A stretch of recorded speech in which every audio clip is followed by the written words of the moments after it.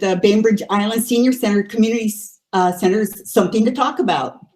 And please consider adding the Senior Center to your One Call for All giving. Thank you for that. And today we are welcome Senior Lecturer Emeritus at the Evans School of Public Policy and Governance at UW, David Harrison. Welcome back for the third time, David. The last two times we've talked, it's become clear that virtually everyone on this call has a point of view similar to everyone else's. I do want to respect if someone gets on and wants to express a different point of view, but unlike other talks I give, I'm going to assume that the people on this call have generally wanted this transition of power to Joe Biden to continue, and are, for the most part, people who supported the Democratic candidates. You can stop me right now and have me be disabused of that notion if you want. What I did last two times is talk about what's going on and make some predictions and get us started in a discussion. And then by 10 or 12 minutes into it, maybe 15, we were all exchanging thoughts and went right up to the end. So let's do that again. These are monumental matters, and let's see if we can enlighten each other. So in the meantime, as I do 10 minutes or so of thoughts about what's been going on, don't hesitate if I'm being unclear or obstinate to interrupt me. So I'm going to let fly, and then you can see. In addition to the introduction, as some of you know, I have a blog on these matters that is now called Our Unfinished Work, and I can put that access information up. And years ago was a staff member to Maria Cantwell, so I worked for 7 years on Capitol Hill. So all these nooks and crannies they're talking about, I have been ventured into. I think this is too bad this isn't a historical novel, because it would be a fascinating reading.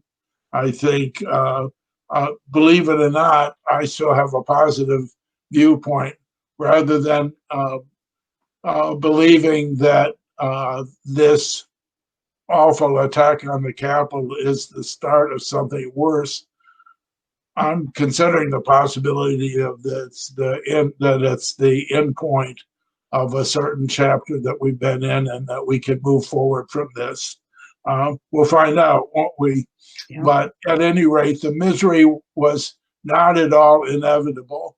You could subscribe to a narrative that Stop the Steal was going to overwhelm by January. But in fact, between November 7th, which was election day, all right, 6th, between the election, no, I'm sorry, November 3rd, between the election and the cataclysmic events of January 6th came a 2-month period where there was an organized effort by, not just by Trump, but by Republicans in general, to discredit the election.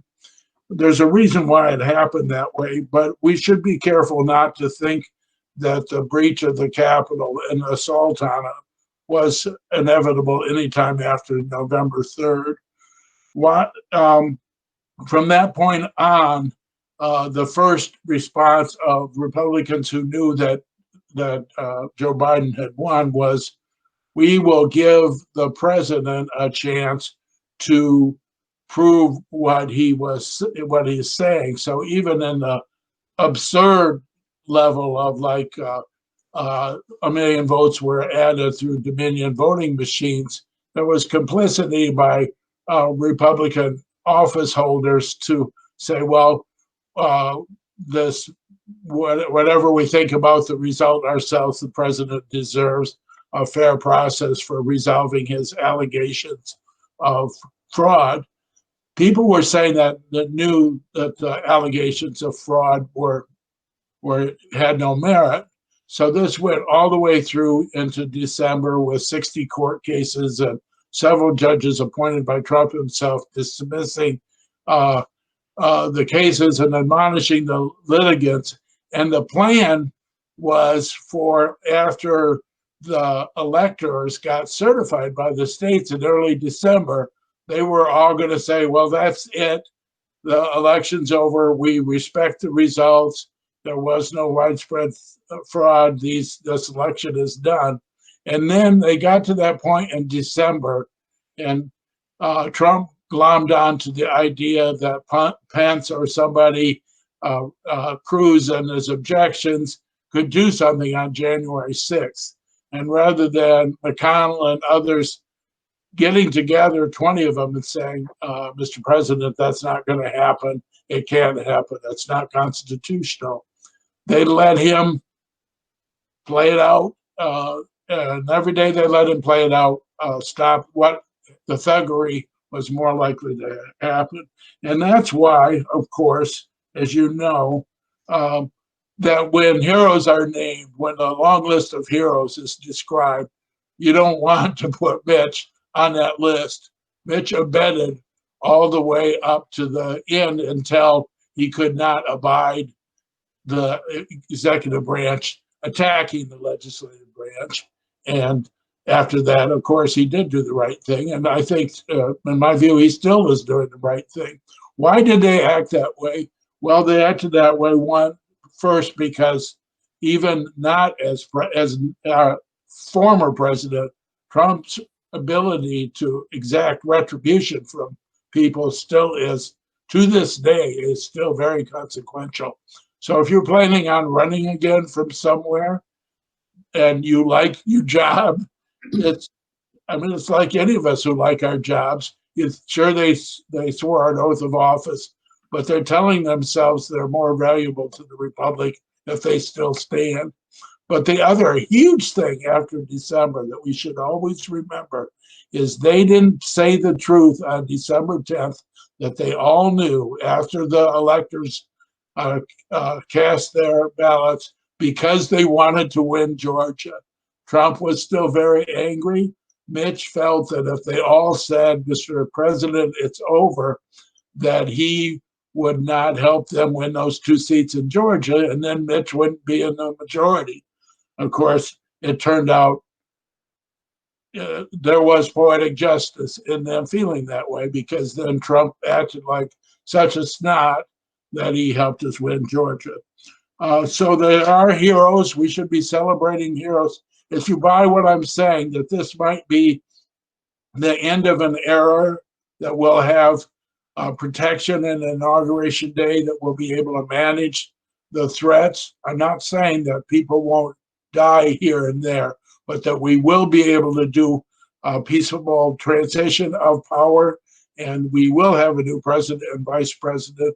We will have 50 Democrats or independents in the Senate majority. If you buy that, we still need to think about heroes. And of course, the Georgia Republican Secretary of State, Raffensperger, is one of those. You haven't lived until the president calls you and tells you to do something, and you're a Republican. The second, very much, is Arizona Governor Doug Ducey, who was giving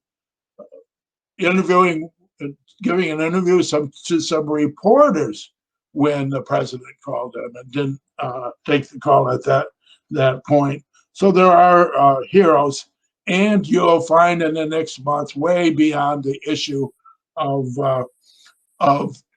Trump's impeachment, some real villains. And the villains are the 6 senators and 121 House members that hung on to the fraud complaint even after the Capitol was breached. It's unconscionable that one could do that. In the first place, they knew that it was virtually all of them knew that it was without merit. It was a political stance whose bankruptcy was evidenced by the people trying to kill them at that very moment, or trying to kill their colleagues. Maybe they would have sorted out Josh Hawley and not killed him, probably. So those are the villains, and it'll be very interesting because now you've got companies saying we'll never make political contributions to them again. Those 6 senators and 121 House members tend to be distributed in safer seats, but I wouldn't say that they are invulnerable to political activity because they'll also get challenges from Republicans who feel that what they did was unconscionable. It's not in a great position to be in. If you're Josh Hawley, who did a fist pump to the protesters as they were marching toward the Capitol, or if you're a congressman who gave tours to rioters the day before, you might be in a little extra trouble. So as you know, now we're in the middle of impeachment.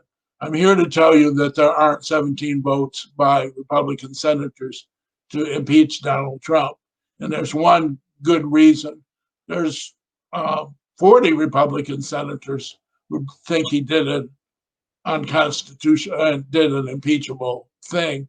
But anytime from the 20th on, as you know, Mitch isn't even going back in session till the 19th. Anytime from the 20th on, you get to stand up as a senator and say, what the president did was reprehensible, but there's no record or no clear constitutional authority to impeach somebody after they're no longer in office. There are huge legal battles, legal arguments over this, and it is not clearly established that like 3 weeks after a president was president, you can do this. And so if you're a senator who's wanting to say the truth, but not wanting to expose himself politically, then he or she will get up and say, I condemn everything that happened on that day, and I reproach the president for these awful things, and I'm not voting yes after I now have heard the evidence. So I think with regard to Joe Biden, I think he gets that. I think he probably feels badly that they have to impeach in terms of his own political momentum, but I think they think it's necessary.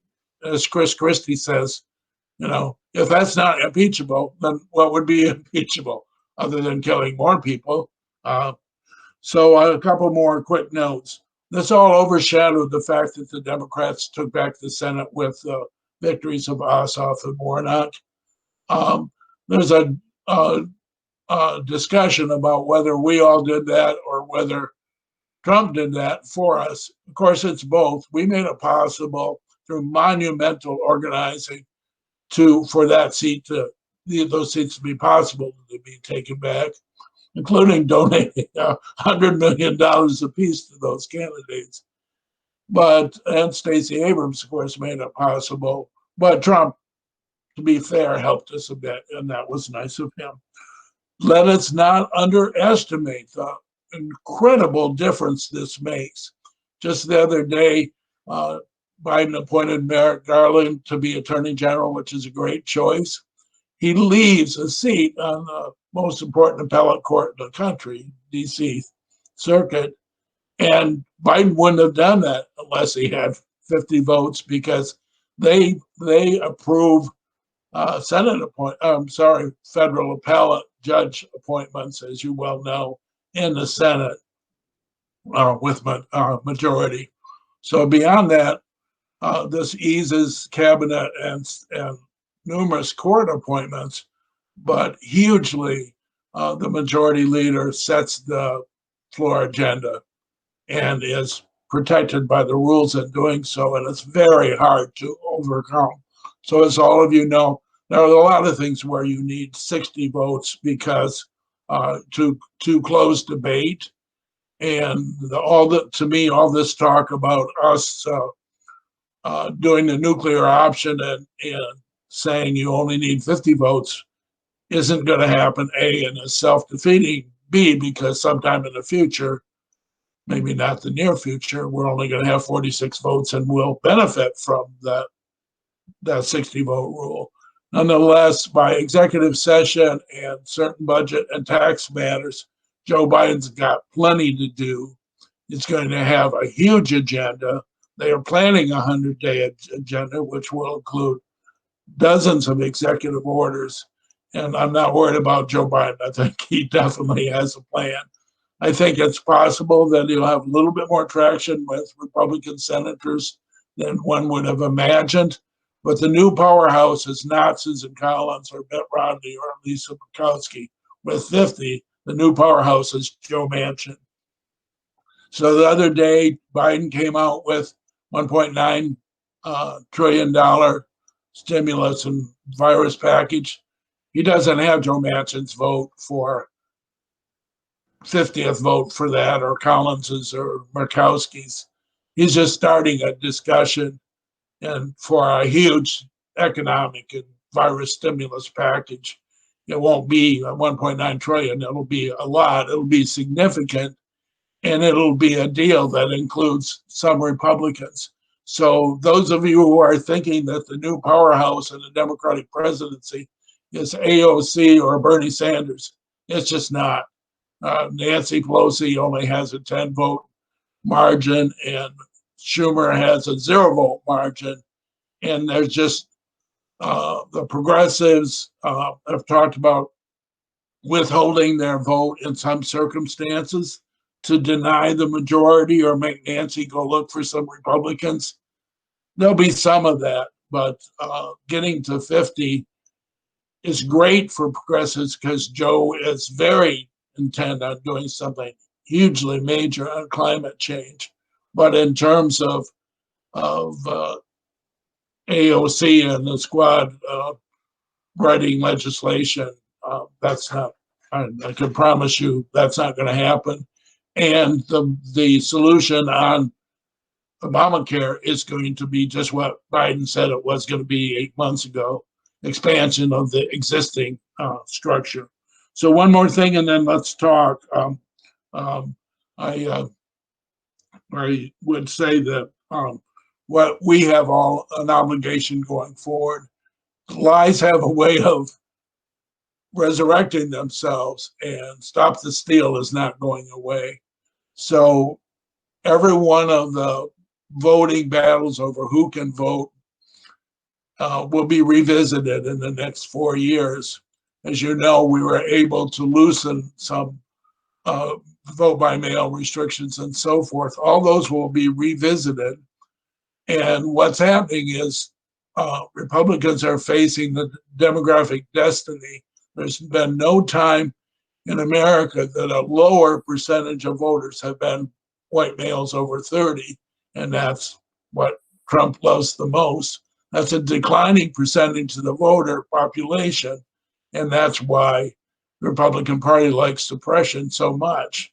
And that's why, in overcoming suppression, we were able to get 81 million votes. So to make a long story short, that whole battle will be over allegations of fraud that are made up, and it falls to us in each of our state capitals to not fall victim to the assertion that vote by mail is a scam. We're Washingtonians and we know the opposite, and our Republican Secretary of State has said that over and over again. So that's my opening comments. I went a little longer than I thought, but we have some time, half an hour or so, for Sheila and other people to violently disagree with me. So if you have a question, you can raise your hand or unmute yourself. This time I can see everybody, I think. So, boy, I guess you answered all the questions there, David. Yeah. Joe Bain will say something. He's I'll give you a good question. Okay, Tom. Do you think, Murkowski mentioned that she might switch parties. Do you think there's any realistic possibility of that, or is that just smoke? I think there is. So many people were. Yet again, I didn't account for this at the start. Sorry, I don't have any way to stop that without stopping talking. years ago, when I was in DC and Ronald Reagan was president, a Republican senator named Jim Jeffords switched parties when it was 50 and 50. And in return, Democrats gave him the chairmanship of the Senate Education Committee. So there's precedent. So people were talking about that when thinking we might get one of the two seats in Georgia and how to get to 50. Now that we're at 50, it's a little less critical, and they don't have to offer anything to her. The thing is, Republicans in Alaska hate Murkowski. She might as well switch and join the majority caucus because she's got to run 2 years from now. So she might switch to independent caucus with the Democrats, see what she can do politically to get things accomplished in the next 2 years and run on her record, which isn't all good for us because it would include a little bit more protection of Alaska oil and gas interests than maybe Joe Biden would want. But I think that's really possible with Murkowski. It's not possible at all with Romney or with Susan Collins. Mitt Romney is a Republican. He's just a different sort of Republican. I knew his dad a little bit, and he's returning to who his dad was, which was totally someone who would have had no use for Donald Trump any day of his life. Right. And Susan Collins just got elected as a Republican. She's not going anywhere either. But yes, Tom, I think that's a good chance of happening. Hey, Other Tom. questions or thoughts? Yeah. Oh, Reed has his hand up. Just on what you're just talking about there, David, what's going to happen in your estimation with the Republican Party? I've read a lot of stuff about how there are 2 Republican parties or 3 parties, the 4-party system. What's going on here with, I'm assuming the Democrats can hold their coalition together right now, but the Republicans, can they? So it's interesting. So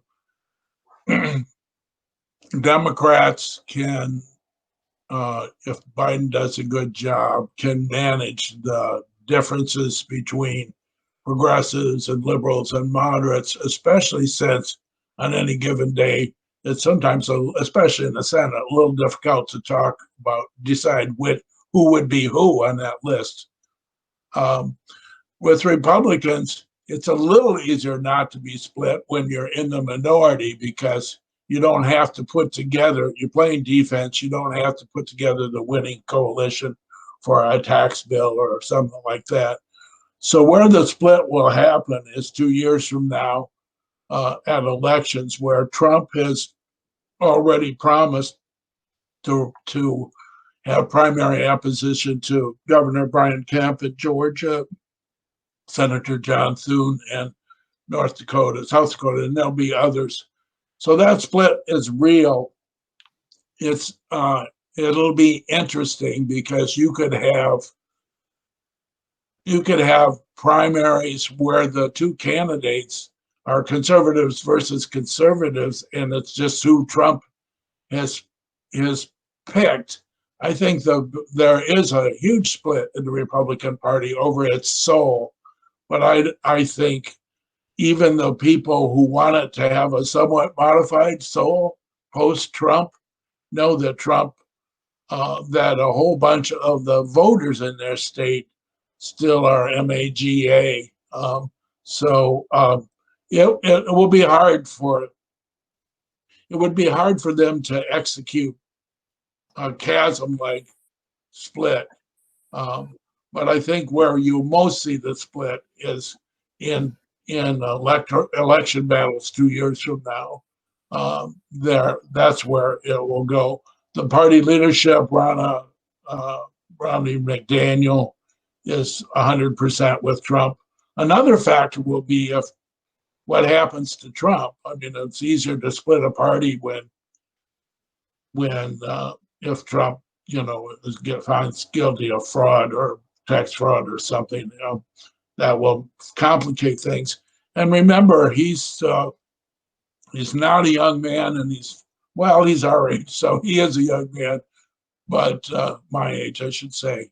He's my age, not our age, and I think 2 years from now, it's hard to predict just how influential he'll be. Other thoughts and concerns? Yes, Oh, I know. Christina. Go ahead. Can I go? Oh, Yes. okay. Christina. All right. I'm actually wondering, so, I studied this as an amateur, right? But the gerrymandering has been a darling of the Republican Party. Gerrymandering also got them into trouble because now they can't extricate themselves from Trump, right? You have these very gerrymandered districts that if Trumpists select you, there was no way that House Republicans would be able to have voted to, on the record, in a roll call vote, voted to impeach Trump, and they knew it. They would be in big trouble. Do you think there might be a move in the Republican Party to help Democrats sort of ease the stiff gerrymandering in light of what has taken place? Good question. Yeah, that's excellent, because there is a relationship between the two things. First, I have to say that in many parties in the United States, Democrats, given the opportunity, have drawn gerrymandered districts. Republicans won the contest when, after the 2010 legislative victories they got, they went from the commonplace gerrymandering of Democrats and Republicans to colossal gerrymandering, where in North Carolina, that was 48% Democrat, and they got like 30% of the congressional seats. So what has been the case, what's been the case is Tom and I and others have been involved in the Washington Democratic Party, is a drawing of congressional seats, actually state legislative seats too, to trade off making seats safer.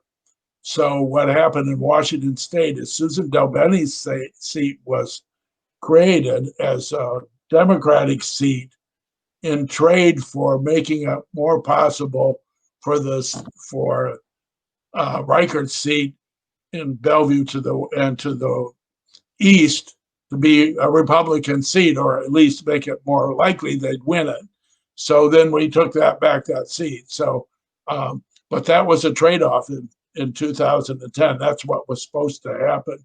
And what that does, going back to Christina's question, is the more seats that you create that are safe seats. So at one time we had maybe 80 of the 435 seats that were true swing seats. Those swing seats make you, as a member of Congress, more interested in what independents think. Mm-hmm. The more locked in your seat is to your party, then the more you are vulnerable, not in the general election, but in the primary. And it makes you leap right into the arms of whoever the strong force is within the Republican Party, and that's Donald Trump. So it is absolutely the case that gerrymandering made Trump worse, because so many of those congressmen do not have to worry about independent opposition. Mm-hmm. We changed that quite a bit in 2018. We won some of those seats, so it's interesting, but not as many as we would have without gerrymandering. There are different models. As some of you know, Maine has an independent commission. There are ways to do this to divide the electorate and accelerate independent power and make more swing districts. But I think, to answer Christina's question, that the fact that we did not see much of a shift in state legislatures in 2020 means that we will have a continued vulnerability to gerrymandering, and that they will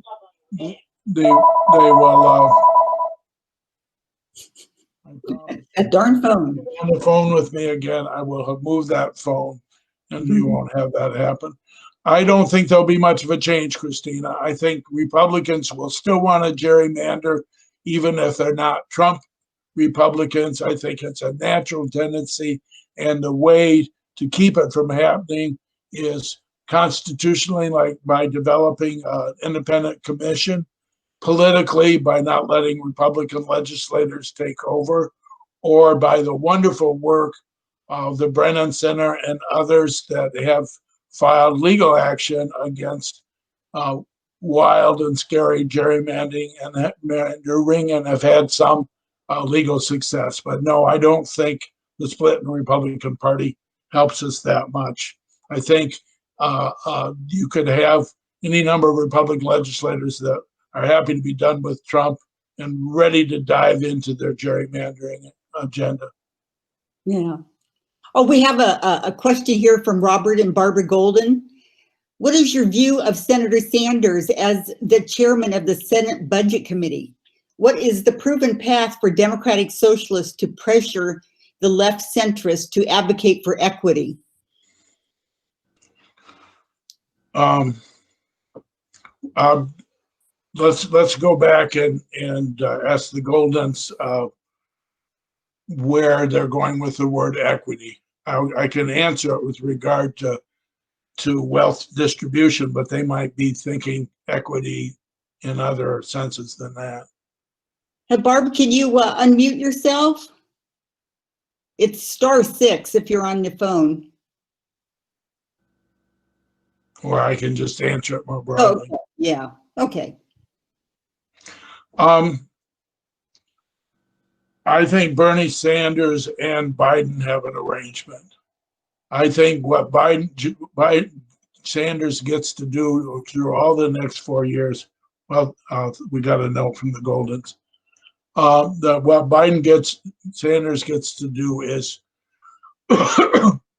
push hard on everything that Sanders believes, and that it's self-evident that Sanders was always closer to Biden than he was to Hillary Clinton, and also beyond that, might even feel down in his heart of hearts that he should have closed ranks earlier 4 years ago. At any rate, Biden will have Sanders will have aggressive agenda with regard to wealth distribution, and much of that agenda Biden has talked to him about, and there is a avenue that they both know about. When they passed that awful tax bill 2 years ago, they left the individual tax rates up they didn't make them, the tax rate changes permanent. So they have to be renewed, and those discussions have to start around 2022 or so forth. And Biden will see that as, and very much Sanders will see that as a monumental way to take on wealth distribution. There'll be some other things before then, but certainly that's a way to modify the capital gains tax. There's some favorable treatment for hedge funds that has to come up before then, and that's an easy target for Sanders and Biden. But this agenda, I think, is a live one, the wealth distribution agenda. Equity issues beyond that are interesting too. For instance, I think the uneven death rate with regard to the COVID is a big signal that we have an unevenness in healthcare in America. And when Biden works to expand the Affordable Care Act, that will be a huge subtext. I think there are other parts of the Biden agenda that are a little bit harder to achieve within an equity lens, and I hope that that's his effort.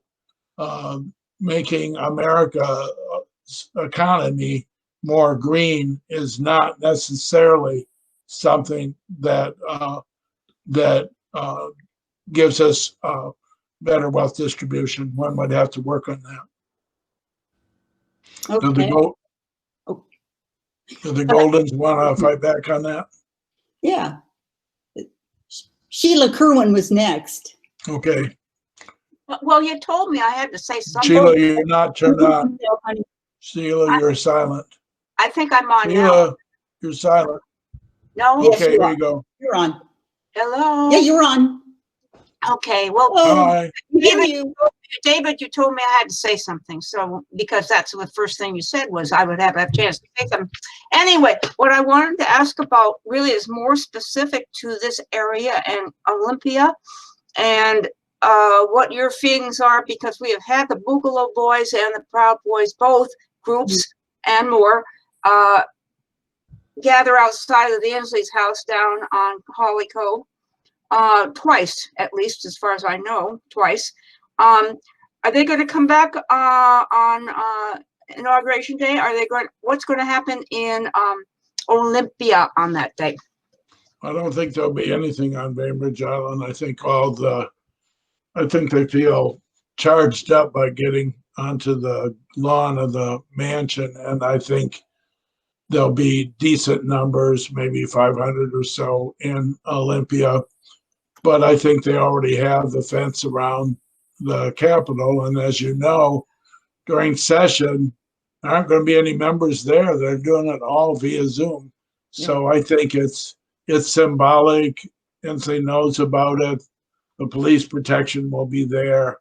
And I don't think anything is going to happen on Bainbridge Island. And I think what happens in Olympia will be manageable. I do think we're going to have something happen in a state. You look at those pictures, previous pictures from Michigan, they were letting people do open carry in the house gallery. One of those members was looking up and she saw, AR-15 or something right behind her. That's got to stop. And somebody's going to get killed. There's no question about it. That's just, we just have to minimize the loss. We have waited. I blame Donald Trump. I think he fanned these flames and now, he's dancing and the rest of us are paying the piper. I think when he gets on and does one of his little videos and says, I'm for peace, I don't think the bad guys believe that for a minute. I think they think he's been muzzled, and it's their duty to do what they're doing. But I do think that there was at least a minimum of miscalculation on the 6th, and we are now alerted. We should be glad that 50 people didn't die. Now we're alerted. So I feel pretty good about our ability on Inauguration Day. And then after that, the FBI is going to have to worry about domestic terrorism. I think we've launched something, and Fox News and others have exacerbated it. I think it's a mistake to think of this as 74 million Trump voters, because it's not. There's plenty of Trump voters who are the druggist in Minot or the insurance agent in Toledo. They don't have any more interest in this crap than we do. The Goldens wrote, is reparations going to be on the agenda? I don't think it will be under that title. I don't think we will be advancing anything in Congress that is called reparations, but I think Joe Biden will be very focused, and the people he's named who look like America will be very focused on the lack of opportunity for diverse populations, of which African Americans are a huge part. And, and how African Americans have been just, targeted by law enforcement. I think so. A lot of those are state. You'd be amazed how many cities and states are looking at their use of force standards. So one of the unwritten stories, obliterated by the unfortunate use of defund the police as a slogan, is the number of jurisdictions that have changed their use of force requirements is, I think, very heartening. I did want to say that if we're starting to single out groups that white Americans have mistreated, of which African Americans would be a huge category since we enslaved their grandparents and killed, and to this date, disproportionately select them for our abuse. We should remember Native Americans who were here before we came and who we deliberately kicked the living bejesus out of and who are discriminated against to this day. There was a question from Janet Brooks. I don't see Janet Brooks. Is there a second page? Bonnie Lawrence, do you still have a question, Bonnie? I want to read Janet's and then we'll go back to Bonnie. Oh, okay. Go ahead and read Janet's. Janet asked about the political prospects of Trump's children. I don't think there is any. I think this idea that, oh, there you are, that Eric Trump or Donald Trump Jr. or Ivanka have some place that's dying to send them into office is a fiction. I just don't believe that that's going to happen. Yay. That's my view. Where's Bonnie? Oh, Bonnie and Lawrence. Yeah. Geez, there you go, Bonnie. Well, is it open? Yeah. Well, you know, when you were talking about Trump's strength in 2 years, but is that supposing he's not going to be, you know, convicted of anything? I mean, if he's convicted of things, is he still going to have this power, do you believe?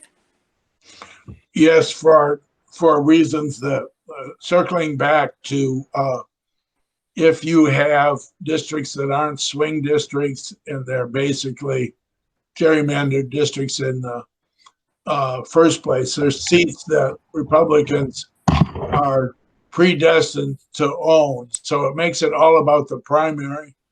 And there are enough people who will stay with Trump that it will make in those seats, almost any Republican seat, but especially in those seats, it makes it political death to call out Trump. So if you have primaries between Trump supporters and non-Trump supporters, it's really hard because you want to go for the independents then. But if Biden does a good job, he's got those independents. And depending on what district you're in, there aren't a lot of them. The win is in the core. So yes, I think you could impeach Trump and still have him be hugely consequential in those elections 2 years from now. If you're a Democrat like I am, that's not all bad news, because then if the Trump endorsed candidate wins in the primary, it makes them that much more vulnerable in the general election. We've had that a little bit. We had that quite a little bit in 2018. So you could see that a lot in 2022.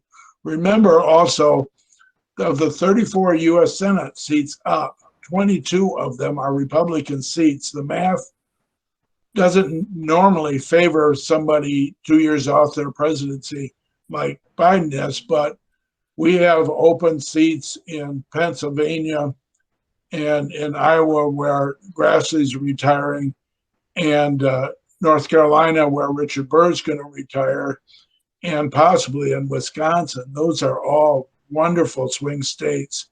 And we don't really have much in those 12 senators that we're going to have to defend. So Trump fighting in those states, even in Georgia, if he primaries against Kemp, it makes it possible if Stacey Abrams is running, it makes her more likely to win if the Trump endorsed candidate wins the primary.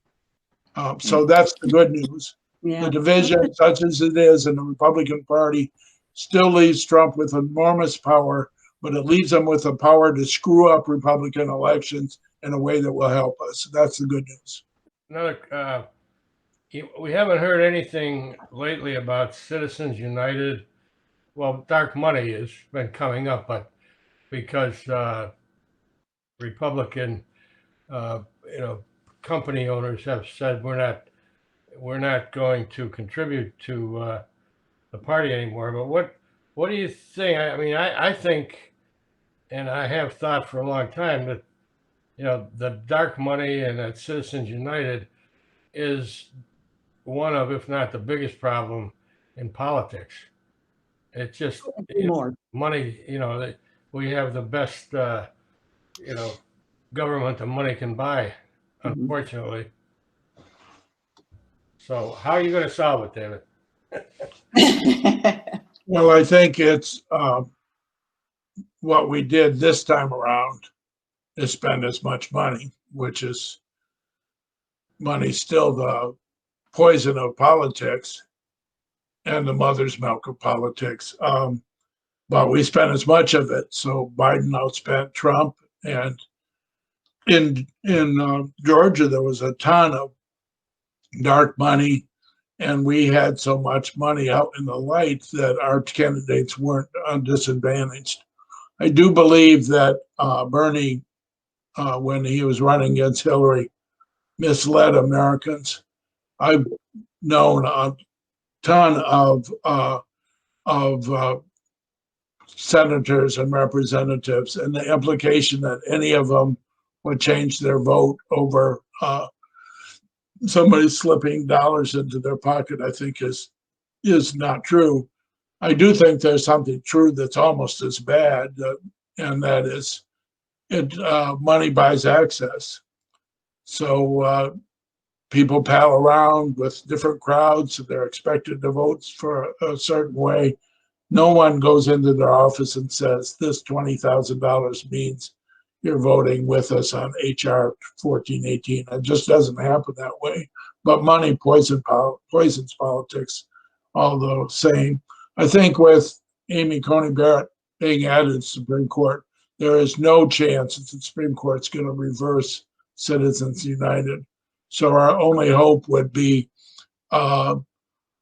legislative reform that is within the constraints of Citizens United, which protects the right of corporations to give money as though they were individuals, but does not prohibit all regulation. So we could go down that path, but we're certainly not going to overturn Citizens United now that it's a 6-3 court. Ugh. Charlton Got it. did text us, and the question has to do with confidence in security and the plans for for next Wednesday. I think we're fine. I mean, I just don't think after 150 arrests that 16,000 National Guardsmen are to be ignored. So I don't think anything will be breached at all. But I can't say that somebody won't let off a bomb or start a fire. I mean, I think we should be frightened and prepared, but I don't think we're going to see mobs breaching anything. I just think we've been forewarned.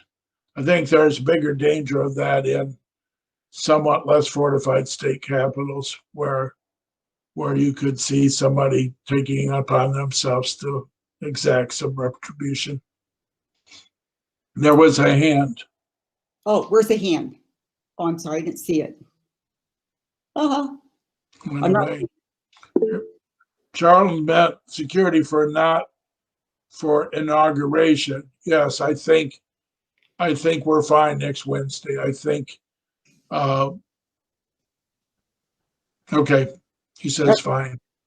Hey, I'm a little concerned. You know, we've had a lot of security problems with foreign countries, especially with the internet and data mining and whatever you want to call that. And you know, with our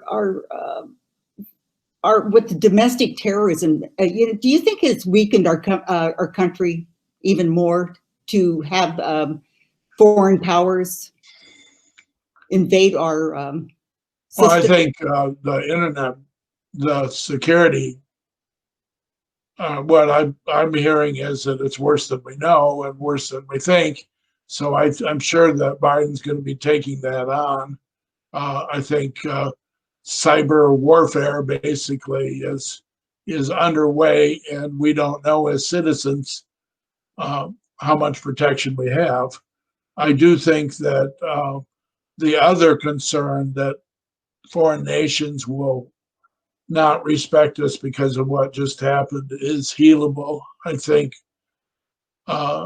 a couple years of America being more like America, I think will stand us in good stead, and that we will be able to restore our position in the global community. But on the cyber warfare issue, that of course will not prevent that. Yeah. There was a chat question, and I'm not. Christina Brooks, several Midwest states have become more heavily Republican in the last election. How are they going to solve the problems without raising taxes to their problems as their state income and jobs disappear? I'm thinking of Wyoming, perhaps. The Midwestern state of Wyoming? Well, that's a little more west, but whatever. Yeah. Well, I think every state has a different tax mix, and what they all have in common, of course, is they can't borrow money like the feds have. So the kind of money that the feds have already pumped into the economy and UI and stimulus are music for those states, because it allows them to, and some of those dollars are going directly to the states. I don't know what the economy looks like 2 years from now, and the ability of states to raise sufficient resources given their existing tax codes. I know a lot about that in Washington state. We're eternally disadvantaged because the sales tax dependence screws us up big time when nobody's consuming. So actually stimulus helps us because people buy big ticket consumables and then they pay their 9% tax on it. So I would not take it as a given that a year from now states will have giant budget deficits. If they did, Biden would propose something. In terms of the useful tax structure for states, I think that almost all of them have three-legged stools almost all of them have the three-legged stools of property sales and income taxes, and I'm hemming and hawing. I wouldn't assume that we're going to have a crappy economy going forward, and I wouldn't necessarily assume that states won't have a normal economy 2 years from now as we come out of the COVID. I think Biden's absolutely right. Fix the COVID. There's a lot of savings. Savings rates are up. There's a lot of hurt in the COVID, and it's in certain sectors, and there's a lot of the rest of us who drew our salary or retirement, and the COVID has been a horrible, scary thing, but it's not destroyed our pocketbook. Right. Exactly. So I promise that next time you go on with me, I will have fixed my telephone. I forgot to do it this time. I like talking to you folks, so I would love to do it again. If you want to continue to do it, we can follow these things together. I'm back February 12th, says Reed. So I'll be here at 11:30 on the 12th. In the meantime, you could email me at dsh347 if you want to get my blog, which is called Our Unfinished Work.